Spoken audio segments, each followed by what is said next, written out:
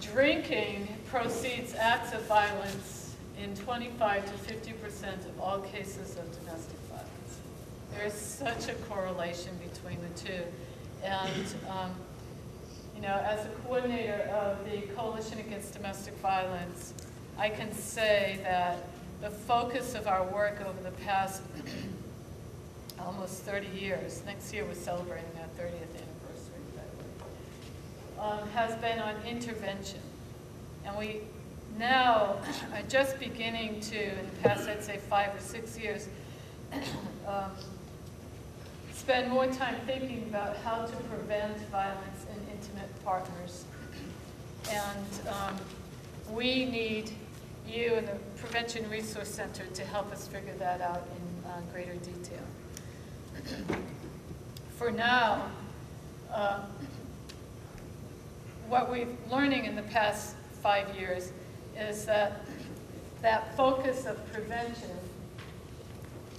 in our early years has focused on the victim. And we think that we've misplaced that focus of prevention. And we're wanting to shift the focus to perpetrators of violence before they become perpetrators of violence. So looking at mobilizing boys and men into the work of ending violence against women and girls. And you know, there are different national campaigns that are looking at coaching boys into men and using star athletes to send a message to boys that how we treat, what we do on the field is not how we treat each other off the field, that kind of thing. Sometimes, you know, when we look at, I just want to get back to this one here, they tend to become progressively worse. There is a tendency for that to happen. There's also in the area of domestic violence and perhaps also in substance abuse. But there are, you know, functional people who abuse alcohol but are able to continue to function.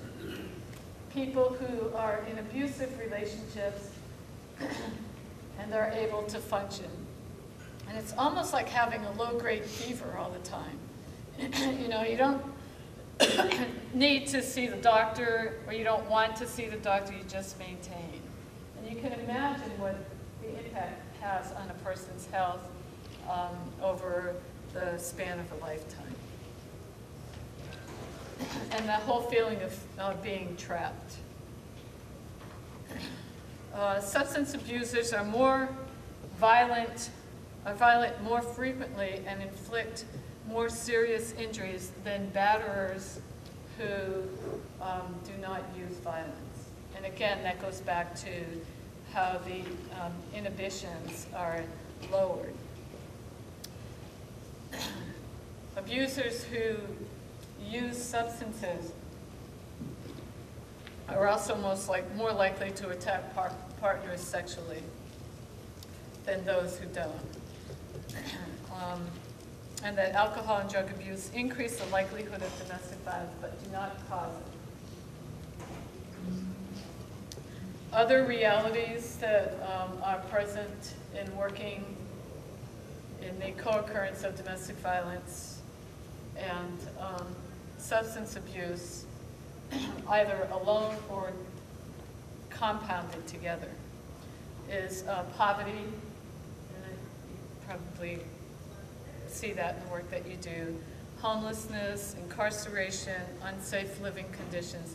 So that when we're looking at how to prevent substance abuse, how to prevent domestic violence, how to prevent the co-occurrence,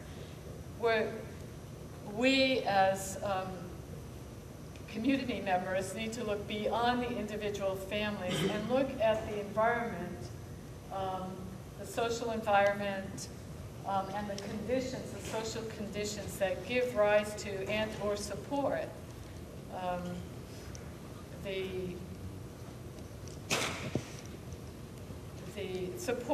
the choice around the use of alcohol and abuse, and to look at how we develop surrounds of safety to offset the surrounds of vulnerability. Dependency on caregivers and lack of appropriate services. A lot of victims of domestic violence have disabilities that require them to be dependent on a caregiver, and often the caregiver is using and abusing, and it makes it really difficult. A lot of the dependence on caregivers also is people in later life who depend on sons and daughters and who experience abuse and violence at the hands of their caregivers. And then there is the stigma associated with mental illness and other types of discrimination. And you know, the abuse for people with mental illnesses, if the caregiver or the partner is an abusive partner, there are all kinds of tactics of control that are used then. You know, the withholding of medication, not allowing the person to go see the therapist. I mean, it just is exponential when these issues dovetail. So, looking at a little bit at the differences in how we respond and what we do. When we look at batterers, people are pretty quick, and I've done this myself, and sometimes I'm still quick to do it, is to judge people, whether they're people who use violence or people who are victims of domestic violence. Sometimes we move to these places of judgment. And it's helpful for us to remember that we're working and talking about people. When we're looking at batterers, and there's a co-occurrence of abuse and violence and substance abuse. Sometimes we hear people say, well, if the person just stops drinking, the abuse will stop. What we know is that that's not true. Because only one issue has been addressed, that addiction is a disease. People do not choose, we don't choose how our bodies will respond chemically to drugs or alcohol. And when we find that we are addicted, treatment and recovery is necessary and needed. And that violence is a crime. Violence is a choice. And in those situations where somebody is abusive, that person must be held accountable. And working through the community coordinated response systems in seeking justice for victims as well as accountability for perpetrators. So both are needed. We need both treatment and recovery and a particular focus to help, if a person is open to it, help that person know that there are options to unlearn abusive and violent behavior.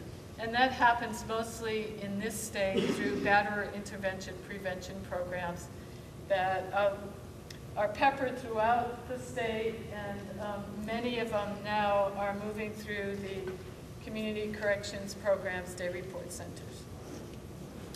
And then we're looking at issues for victims of domestic violence in terms of safety or sobriety. Again, it's not either this or that. But when we are looking at victim issues, the primary focus is looking at safety.